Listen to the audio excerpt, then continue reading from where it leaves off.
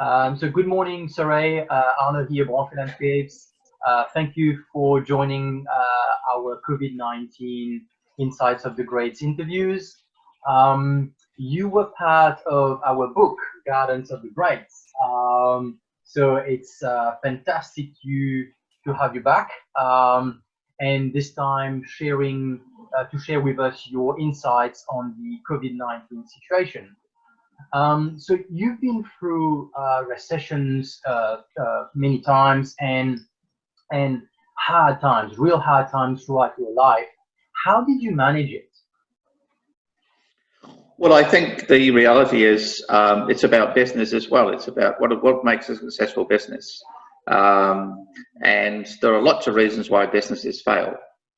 And typically they fail for a myriad of different reasons, which sometimes are outside the control of those people involved in those businesses. And I would suggest right now for a local coffee shop, they're suffering from that diaspora now. Through no fault of their own, they've been closed and they have to pay their lease monies.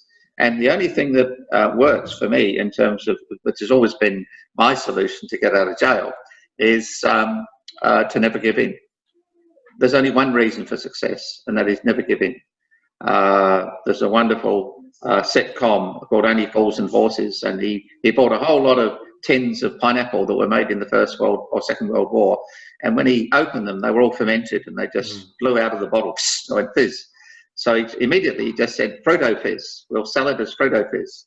And it's seeing that opportunity in the worst things. For me, when things have got so bad, and they have historically in my life, particularly in the orphanages and the so-called care homes, the only thing that I had was the promise of something to come and not giving in and saying, I'm going to continue. So I know it's tough out there for a lot of people, but I had a dear friend who committed suicide, and I know now today, if he had just got through that one day, he would have been working with me and doing some great work. So it's not giving in to all the emotions and the sad things that might happen and how you feel. And I think we'll be talking about this a bit earlier on later on in the interview in terms of mindfulness and how does mindfulness help you to get through all this trouble. That's right. That's right. So did you have a specific mindset that kept you going? Something specific? Yeah. Not specific, but it was, I think in the context of this interview, when I would run away from the orphanages and I'd go to an apple orchard, and it was the middle of summer, and the grass would be warm on my back, and I'd have a nice lot of apples to eat. But just being outside and being away from all of the madness of stuff, and I think this is what happens with us as a society. When I spend 8 or 9 hours a day in front of my computer, I get fun. I don't have any sense of nature or life about me, or it's a very sterile environment, and it doesn't do much, I don't think, for our society in terms of our mindset about how we look after each other or care for us. I think being outside, immediately when I go outside into the garden, everything happens. You know, the smells, the flowers, the colours. I'm inundated with just this massive input of mindfulness about being in nature, and that nurtures me.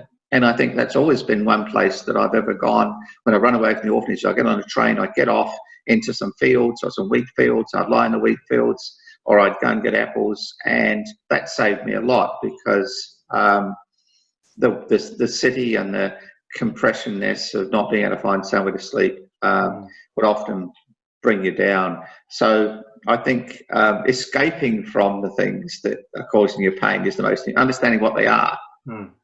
Yeah. So what other coping mechanisms you would have to stay healthy, both physically and mentally, throughout this period?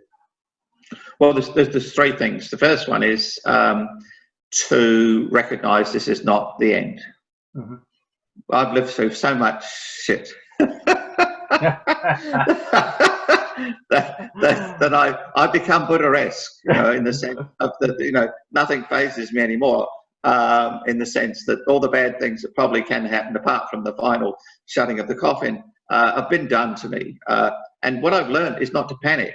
Don't panic. I was in Eritrea at the end of the war, and bombs were going off, and we're on a beach, and an explosion occurred, and everybody hit the ground except for me. And it's because I'm probably slow-witted, and I thought, well, nothing's happened. You know, it's this big bang. You know, don't get excited, boys. You know, so I've learned to not. What you do when tragedy occurs is not to panic, because there is, in most cases, apart from that terminal shut-off of death, there is a life beyond that immediacy, and that's why it's mad to try and run a red light. Because in your lifespan, that few seconds doesn't matter. But if you run the red light, you might die. So it's understanding that logics about this is awful. This is the worst thing. When I was being abused as a kid, I would always say to myself, this thing will only last a few more minutes and then I'll be able to escape. And it was the promise of Nelson Mandela. You can imagine Nelson Mandela locked up for years and years and years. And what kept him going was the promise of tomorrow, that this isn't the end. This is not my fate. And I think that's what I say, the first thing for the people locked down. Even if your company is struggling or even failing, this is not the end for you. You'll have learned from all of this about what businesses you should be in terms of a pandemic or whatever, or how you change your business. The next one is what's important to us, which is, I think, one of the gifts that we might get out of this is how your family responds to it. It's a lot of people that I've spoken to have actually had a much more family bonding relationship. So for me personally, I would spend much more time on the computer than I do now, because I've got 2 young daughters at home and a female rabbit now to look after. So what we're doing now is that we're having setting a schedule for the day to have fun. So set a schedule, and that will include exercise, it'll include mindfulness, going outside in the garden, you know, doing the vacuuming the garden and you know, cleaning things, getting the kids involved in that, and playing with your kids in terms of having some fun. So having those things. And then the next one is planning for the future. How do you get out of this thing? And a lot of companies are doing that by being adaptive.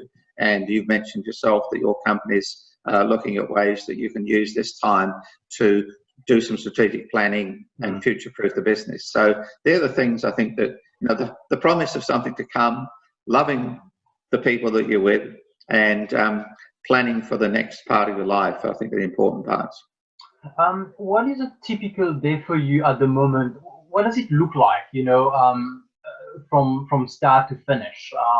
What does it look like? Well, my life hasn't changed that much because I work from home. Yeah. And I've always been of the opinion that, I mean, I've only got about 5,000 days left to live. So what I want to do is make those count. So I get up in the morning and try and make the world a better place. But I'm also cognizant I've got 2 young daughters, and I want them to remember who I am. And I probably won't see either of them get married. So I want them to have the best experience that they can. So I divide the day up into different packages. It's always been the same. And they'll get up in the morning. I'll cook the girls breakfast before they go off to school. We'll pack them into the school cars, and I may take some and my wife might take the other. We'll see how it works out on a daily basis. But they'll be the last person that they'll see when they go to school. When they come home, I'll be the first person that they see when they come home. And I put these tranches of time so that the kids know who I am and how I care about them. At the same time, we're trying to save lives not only in New Zealand but across the globe. So we've got people working across in India, so that means that their timelines are different than ours. We've got people manufacture stuff in USA. I'm lucky in the sense that I've recognised that I could waste a lot of my time by sleeping, but I can actually extend my 5,000 days into 8,000 days by not sleeping as much, and I've managed to do that. So my life is such that I'll probably go to bed about 11 o'clock and then wake up at about 4 and start work for a couple of hours and connect with the rest of the world that I need to. Winston Churchill was famous for having the same lifestyle, and he used to get up in the morning and have whiskey for breakfast. I haven't quite got there yet, but let's see how the lockdown goes. This is a challenge that many are facing at the moment, and we've mentioned that sort of earlier. But how do you manage your garden at the moment? Oh, well, the garden is, as I said, is really part of that mindfulness. We're lucky to have, what I learned when I was traveling overseas was that that God was making the garden grow while I was away. So I had to get rid of the lawns. That was the first thing. So we have a Japanese garden full of stones. There's I've moved all those stones. This guy has moved tons of stones around my property, you know.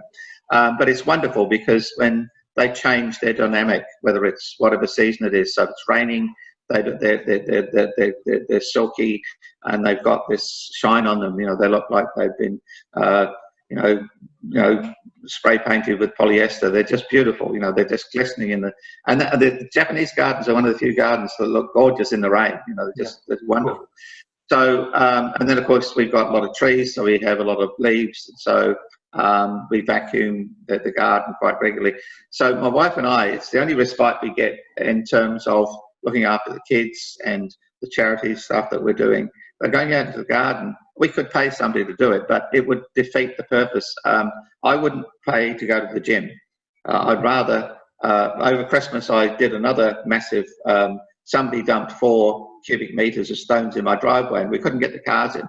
So this poor old bugger had to just get his wheelbarrow and move it all round and make ramps and get it to the back garden. But that was the most beautiful thing because I got my abs back. I was doing exercise.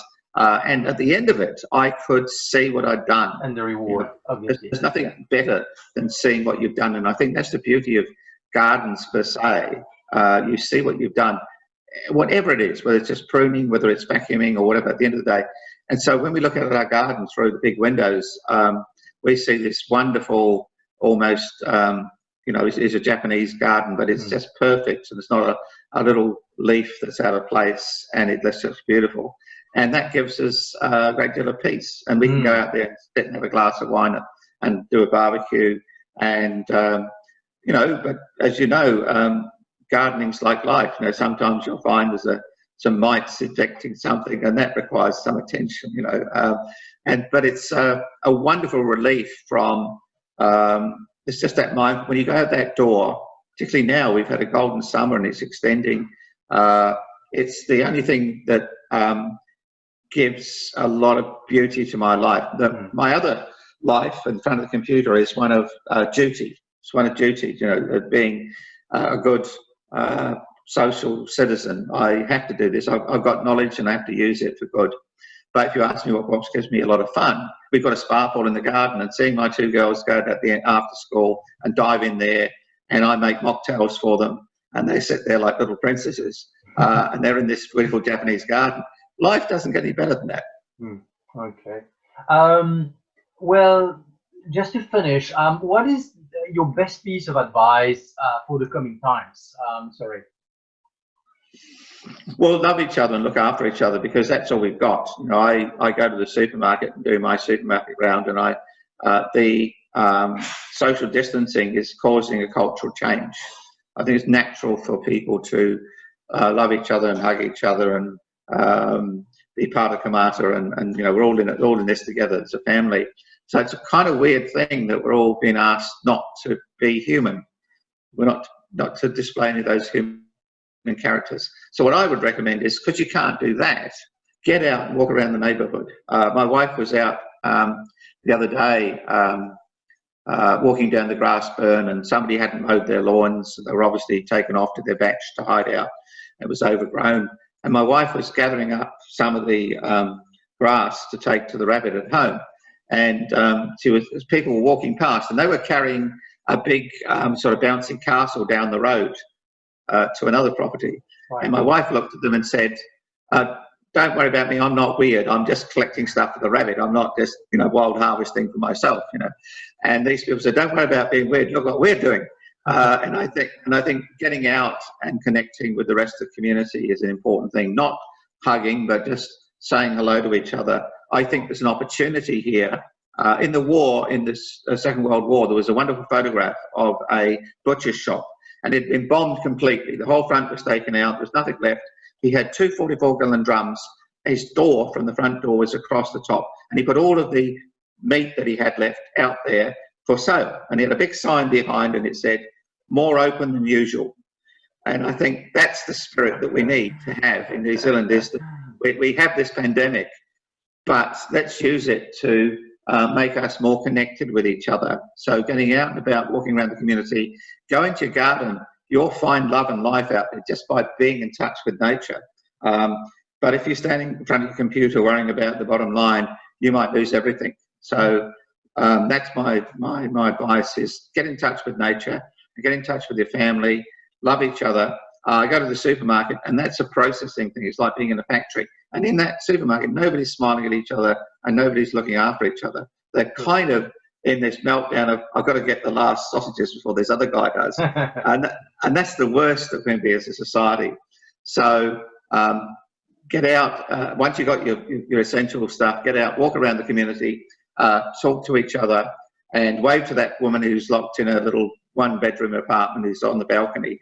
She hasn't seen anybody for a week or so, and smile at her and laugh at her, and she will wave back at you. And that's the only thing that we've got. Trust me, New Zealand, we will get out of this and we'll be better for it. Excellent. Well, Sir Ray, thank you very, very much for your valuable insights. And if you want to see Sir Ray's garden, please, you can go on our website, bonfieldlandscapes.com. We have the book there, Gardens of the Greats, that you can purchase and contribute to the New Zealand Arts Foundation. Some of the proceeds are going there, but thank you very much, Sir Ray. Much appreciated. Okay, my pleasure. Thank you so much.